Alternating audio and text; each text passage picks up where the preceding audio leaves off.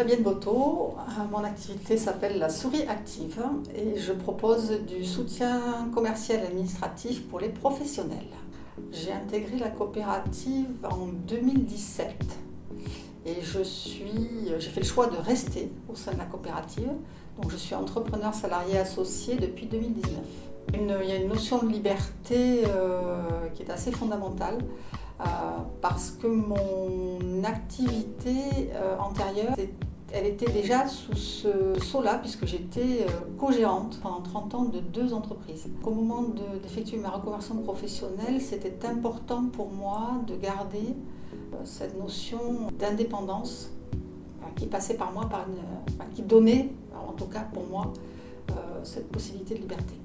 Ne pas être seule, alors qu'effectivement, on pourrait se dire la liberté ça passe par la solitude, mais non, moi je voulais bien entreprendre, mais je voulais pas être seule et le fait de faire partie d'un collectif me paraissait vraiment à la fois important, mais c'était surtout pour moi une découverte, puisque je ne savais pas qu'on pouvait entreprendre au sein d'un collectif.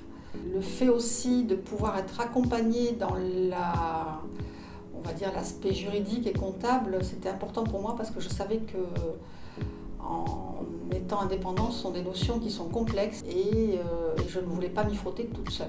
Alors, pour moi, la liberté au sein du collectif, elle est tout à fait possible.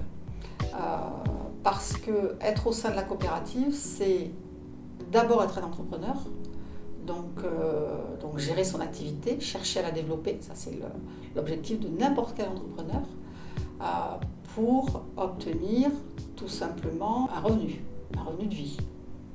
Cette liberté, elle s'est en tout cas pour moi au sein de la coopérative matérialisée de la façon aussi suivante, c'est que à un moment donné, j'ai eu l'opportunité de prendre un poste salarié, ce que je n'avais pas envisagé au départ.